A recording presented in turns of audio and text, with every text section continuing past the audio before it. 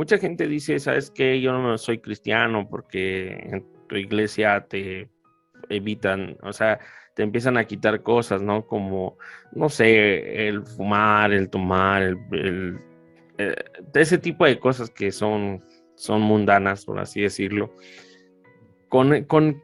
Ya hablando de la convicción, ¿cómo crees que uno como cristiano pueda tener una convicción de vivir en santidad? Porque en las escrituras dice, sed santo como yo soy santo, y muchas veces nos encontramos, a mí me gusta Pablo porque dice, hay una parte en la que él escribe, ¿no?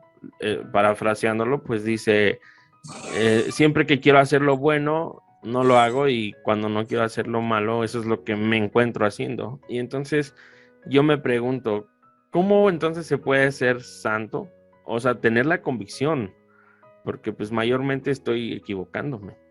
¿Tú cómo definirías esa parte de la santidad ya con una convicción? Mira, Beto, mm, la Biblia dice, sin santidad nadie verá al Señor.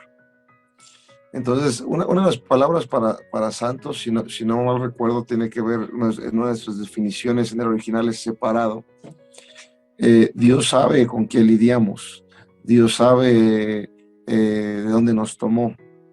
Volvemos a lo mismo, cuando yo no tengo una experiencia con Dios, entonces yo no hago más por Dios, por así decirlo. Todo me es lícito, mas no todo me edifica. Realmente en las iglesias no se prohíbe nada, no se prohíbe nada. Pero mira, yo le decía a una persona que un día me decía, ¿por qué prohíben tanto? Yo le decía, no, nadie te prohíbe nada en la iglesia, pero tenemos una conciencia que es con la que todos nacimos, que nos hace entender qué es lo bueno y qué es lo malo. Cristianos y no cristianos saben qué es lo bueno y qué es lo malo. Es cierto, Dios nos tomó de lo vil, de lo menospreciado, pero cuando yo empiezo a entender que tengo que aprender a vivir una vida más recta, más santa, solos nosotros no podemos hacer nada, Beto. O sea, dice Pablo, miserable hombre de mí, ¿no? Pero también la Biblia Escritura dice, pedís, pero pedís mal.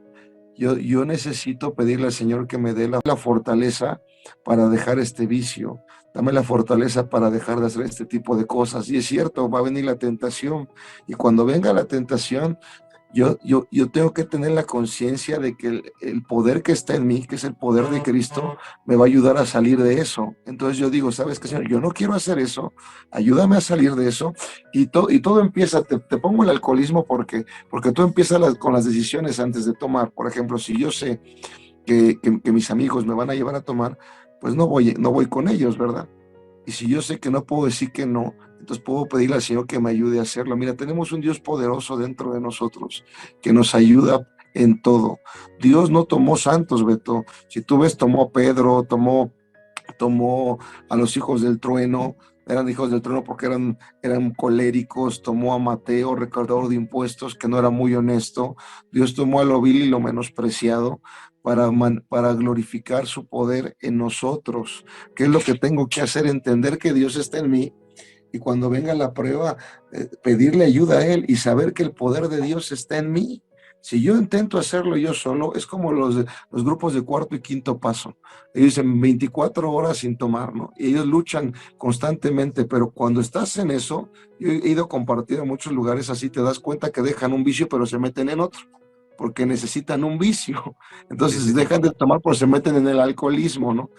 Porque lo intentan hacer solo, pero cuando yo entiendo que hay un poder dentro de mí que está obrando, decía Pablo, que está operando, dice, bástate mi gracia, porque mi poder se perfecciona en tu debilidad. Tienes una debilidad, el Señor sabe que tenemos una debilidad, pero hay un poder. ¿Cómo hago que ese poder opere? Pidiéndole al Señor, ayúdame, Señor. Ayúdame a no hacer esto, a no hacer aquello, y dejar de frecuentar esos lugares también, ¿verdad? Entonces, es muy importante que entendamos eso. Sí está en nosotros, pero también en nosotros está el poder del Señor para poder vencer todo ese tipo de cosas. Amén. Ahora, no, cada quien, mira, escucha, yo aprendí esto un día y esto cambió mi vida. Dice Romanos 12, que nadie tenga más alto concepto de sí, de cuál debe de tener conforme a la medida de fe que Dios nos ha dado. Dios nos ha dado una medida de fe. una medida de fe que solamente necesitamos llenar esa medida. No es la misma mi medida que la tuya, ni la de otro pastor, ni la de otro hermano. Entonces yo tengo que aprender a llenar esa medida de fe creyendo que el Señor me va a dar el poder para alcanzar esa santidad a mi nivel. Ok, eso de que dijiste de la medida de fe, me gustó porque a veces, y fíjate, sí es cierto, a veces nos idealizamos el decir, oh, yo quiero ser como el pastor, y cuando empezamos a cruzar por diferentes valles, decimos, pero ¿cómo si el pastor de alguna manera lo hizo ver tan fácil? Y es cierto, tenemos una medida de fe que obviamente pues no es la misma que la del pastor, pero que como dices, hay un poder en cada uno de nosotros.